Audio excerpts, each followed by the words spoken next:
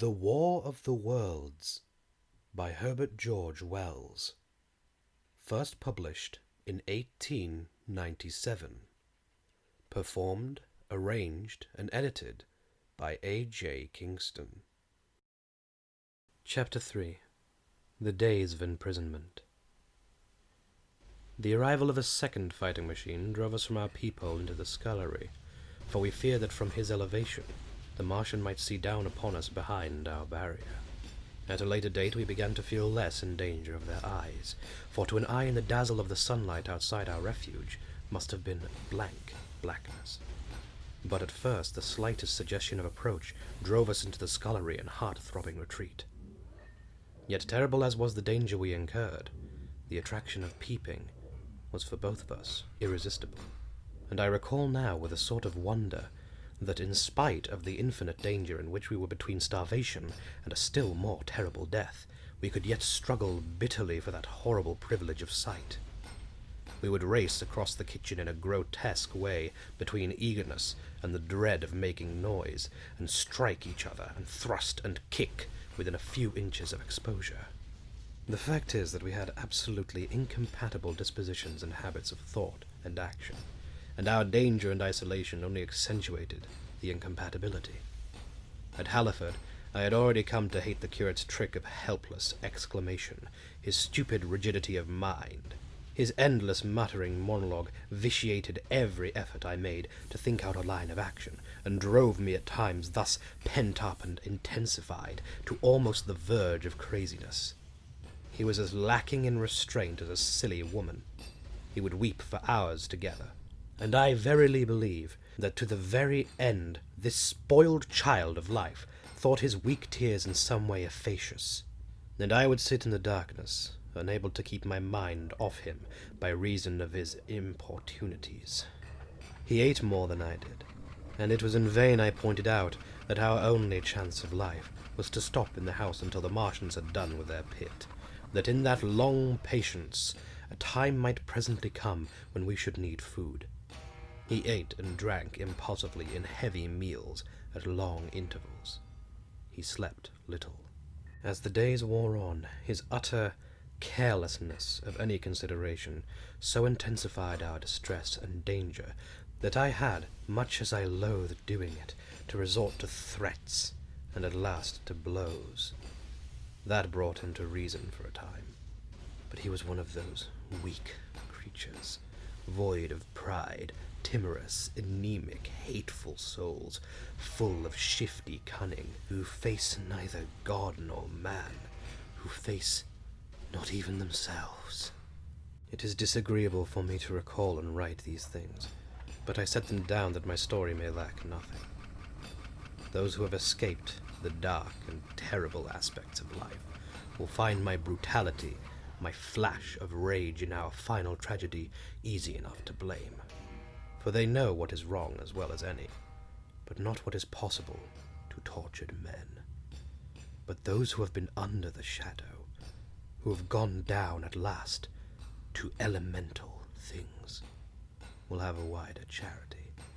And while within we fought out our dark, dim contest of whispers, snatched food and drink, and gripping hands and blows, without, in the pitiless sunlight of that terrible June, was the strange wonder, the unfamiliar routine of the Martians in the pit. Let me return to those first new experiences of mine. After a long time I ventured back to the peephole, to find that the newcomers had been reinforced by the occupants of no fewer than 3 of the fighting machines. These last had brought with them certain fresh appliances that stood in an orderly manner about the cylinder. The second handling machine was now completed, and was busied in serving one of the novel contrivances the big machine had brought. This was a body resembling a milk can in its general form, above which oscillated a pear-shaped receptacle, and from which a stream of white powder flowed into a circular basin below. The oscillatory motion was imparted to this by one tentacle of the handling machine. With two spatulate hands, the handling machine was digging out and flinging masses of clay into the pear-shaped receptacle above, while with another arm it periodically opened a door and removed rusty and blackened clinkers from the middle part of the machine. Another steely tentacle directed the powder from the basin along a ribbed channel towards some receiver that was hidden from me by the mound of bluish dust. From this unseen receiver, a little thread of green smoke rose vertically into the quiet air. As I looked, the handling machine, with a faint and musical clinking, extended telescopic fashion, a tentacle that had been a moment before a mere blunt projection, until its end was hidden behind the mound of clay. In another second it had lifted a bar of white aluminium into sight, untarnished as yet, and shining dazzlingly, and deposited it in a growing stack of bars that stood at the side of the pit. Between sunset and starlight, this dexterous machine must have made more than 100 such bars out of the crude clay, and the mound of bluish dust rose steadily until it topped the side of the pit. The contrast between the swift and complex movements of these contrivances and the inert, panting clumsiness of their masters was acute, and for days I had to tell myself repeatedly that these latter were indeed the living of the two things.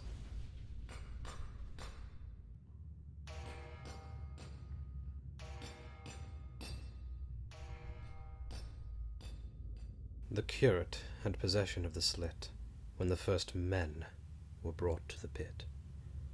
I was sitting below, huddled up, listening with all my ears.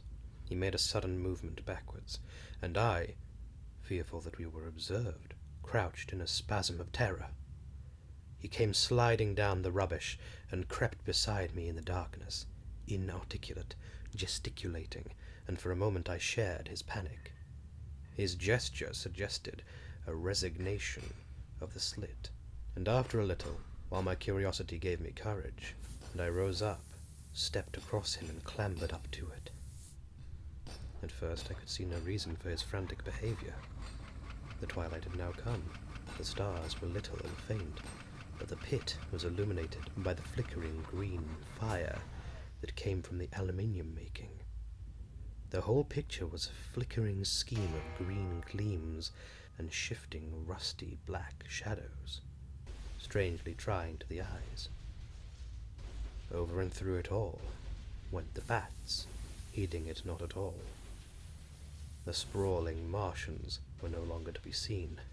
The mound of blue-green powder had risen to cover them from sight, and a fighting machine with its legs contracted, crumpled, and abbreviated, stood across the corner of the pit. And then, amid the clangor of the machinery, came a drifting suspicion of human voices that I entertained at first, only to dismiss. I crouched, watching this fighting machine closely, satisfying myself now for the first time that the hood did indeed contain a Martian. As the green flames lifted, I could see only the oily gleam of his integument and the brightness of his eyes. And suddenly I heard a yell, and saw a long tentacle reaching over the shoulder of the machine to the little cage that hunched upon its back.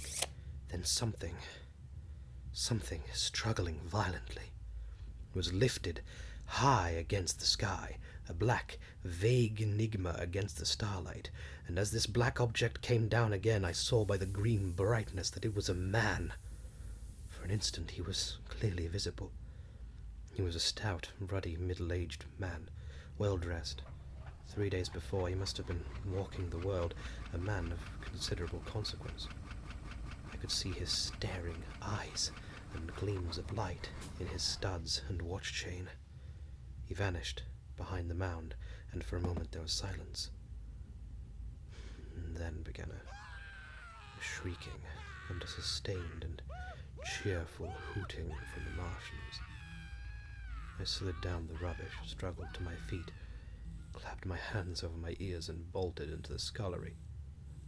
The curate, who had been crouching silently with his arms over his head, looked up as I passed, cried out quite loudly at my desertion of him and came running after me. That night, as we lurked in the scullery, balanced between our horror and the terrible fascination this peeping had, although I felt an urgent need of action, I tried in vain to conceive some plan of escape. But afterwards, during the second day, I was able to consider our position with great clearness. The curate, I found, was quite incapable of discussion. This new and culminating atrocity had robbed him of all vestiges of reason or forethought. Practically, he had already sunk to the level of an animal. But as the saying goes, I gripped myself with both hands. It grew upon my mind, once I could face the facts, that terrible as our position was, there was as yet no justification for absolute despair. Our chief chance lay in the possibility of the Martians making the pit nothing more than a temporary encampment, or even if they kept it permanently, they might not consider it necessary to guard it, and a chance of escape might be afforded us. I also weighed very carefully the possibility of our digging a way out, in a direction away from the pit, but the chances of our emerging within sight of some sentinel fighting machine seemed at first too great, and I should have to do all the digging myself. The curate would certainly have failed me. It was on the third day, if my memory serves me right, that I saw the lad killed. It was the only occasion on which I actually saw the Martian's feet, and after that experience I avoided the hole in the wall for the better part of a day. I went into the scullery, removed the door, and spent some hours digging with my hatchet, as silently as possible. But when I had made a hole about a couple of feet deep, the loose earth collapsed noisily,